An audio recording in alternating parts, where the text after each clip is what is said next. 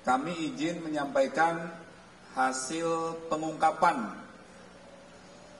pengungkapan kasus yang dilakukan oleh Direktorat Reserse Siber Polda Metro Jaya yang setiap saat melakukan patroli siber, melakukan imbauan, edukasi,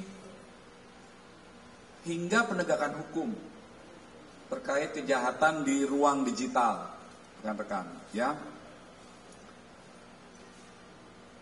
Rekan-rekan, apa kasus yang diungkap adalah kejahatan pembuatan rekening nasabah sebuah bank dengan menggunakan identitas atau data orang lain tanpa izin dengan bantuan sebuah aplikasi website AI gratis, kecerdasan buatan atau artificial intelligence, sehingga akhirnya setelah dilakukan pendalaman, kasus ini berhasil diungkap. Ya, laporan polisinya ada di tanggal 25 September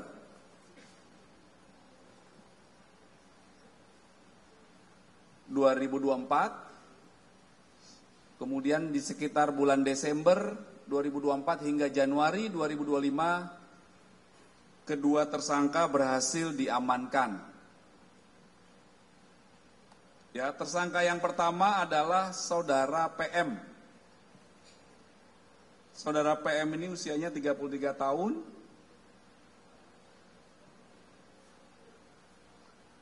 Apa peran Saudara PM atau tersangka PM ini adalah yang pertama, memasukkan atau menggunakan data orang lain untuk pembuatan rekening nasabah sebuah bank. Kemudian tersangka PM melakukan rekayasa video verifikasi wajah dengan maksud dan tujuan agar video verifikasi wajah tersebut dianggap sebagai pemilik data diri yang sebenarnya, sehingga akun aplikasi perbankan tersebut dapat diaktifasi. Kemudian tersangka yang kedua adalah MR, 29 tahun. Peran yang bersangkutan adalah mengirimkan data diri orang lain kepada tersangka pertama, tersangka PM. Apa data yang dikirimkan? Nama lengkap, tempat tanggal lahir, jenis kelamin, pekerjaan, alamat, nama ibu kandung, dan data-data tersebut didapatkan secara tanpa izin dari pemilik data.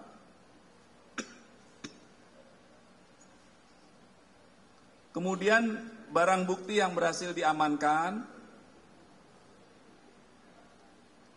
dari pelapor, penyidik mengamankan atau mendapatkan laporan hasil investigasi dari sebuah bank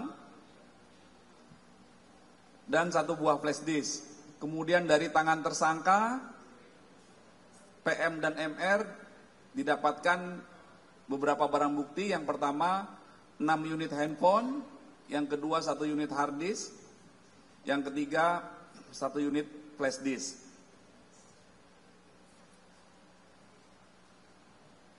Para tersangka ditangkap.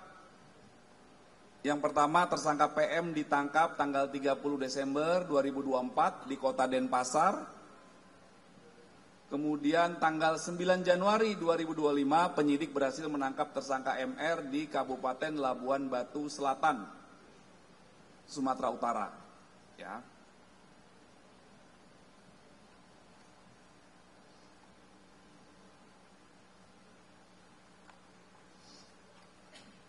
Apa yang mereka lakukan, rekan-rekan, kedua tersangka ini, sekitar periode bulan Mei 2024 hingga Juni 2024, kami jelaskan dari mulai kronologis kejadiannya ya.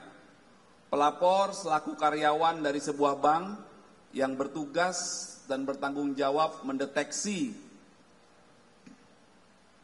pola anomali transaksi dari proses pengajuan pinjaman, dari pola transaksi yang terindikasi fraud, dan melakukan tindakan preventif dari temuan suspek tersebut yang berada di sebuah bank. Setelah pelapor mengetahui adanya kejadian anomali transaksi yang dilakukan oleh beberapa akun perbankan, sebuah akun perbankan, setelah dilakukan pendalaman terhadap beberapa akun perbankan tersebut, terdeteksi pada saat verifikasi pembukaan rekening di sebuah bank ini, mendapati aplikasi perbankan tersebut menggunakan bantuan sebuah website AI, ya, dengan merekayasa video verifikasi wajah tersebut sehingga dianggap sebagai pemilik data sebenarnya.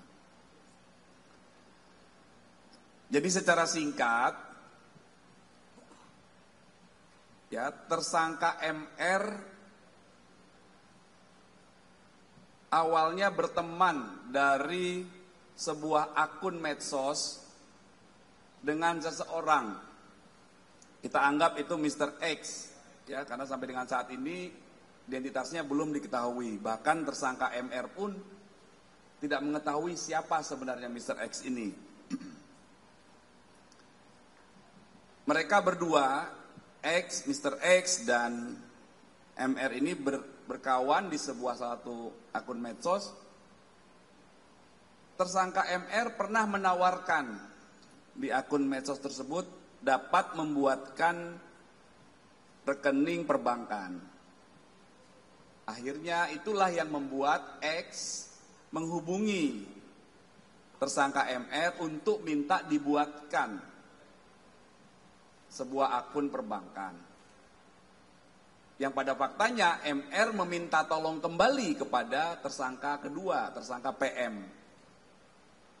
Dalam proses hubungan antara X, MR, dan PM ini,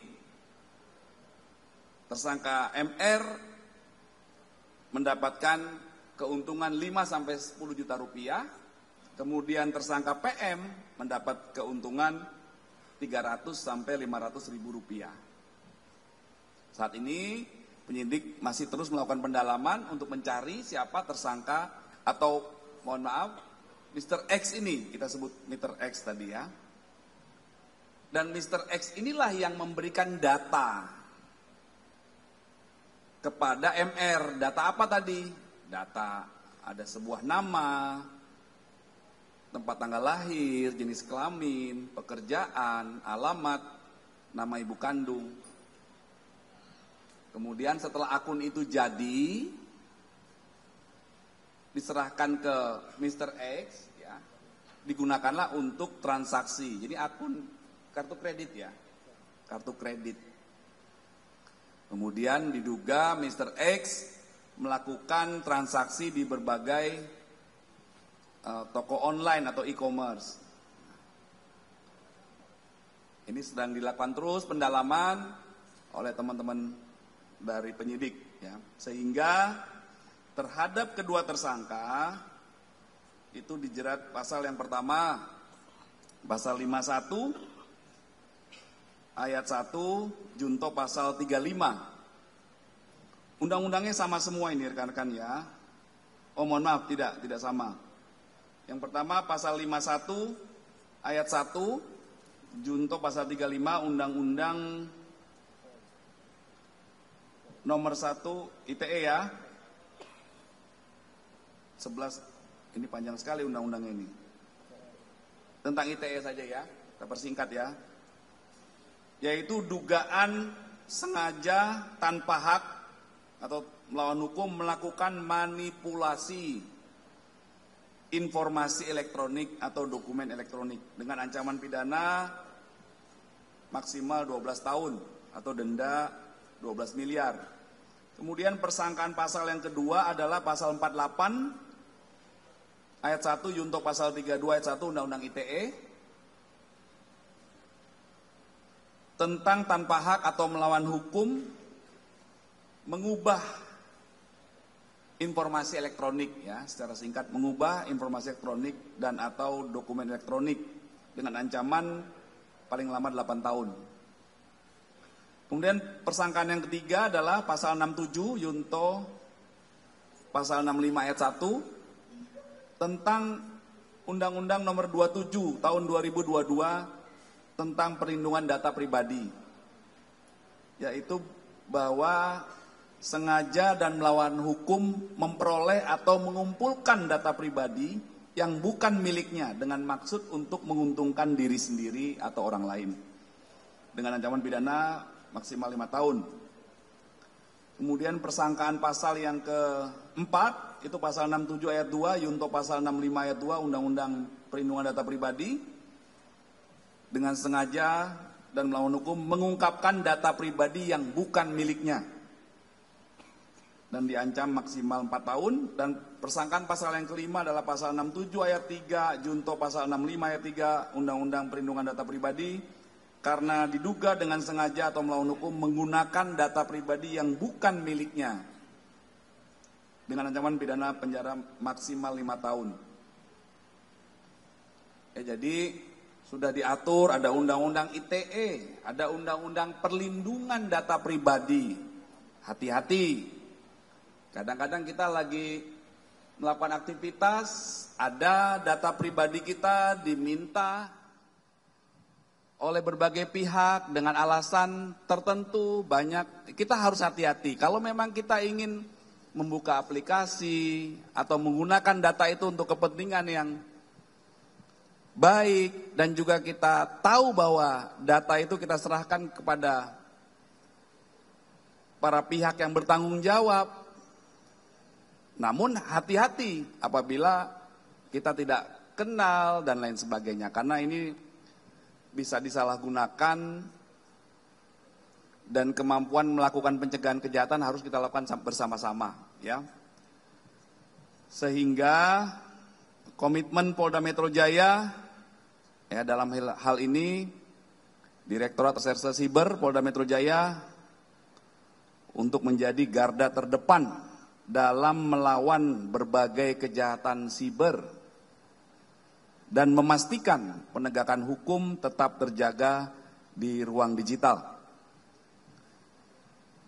Mari sama-sama kita berhati-hati dalam melakukan aktivitas di ruang digital dan senantiasa menjaga keamanan data pribadi Anda agar tidak disalahgunakan oleh pelaku kejahatan.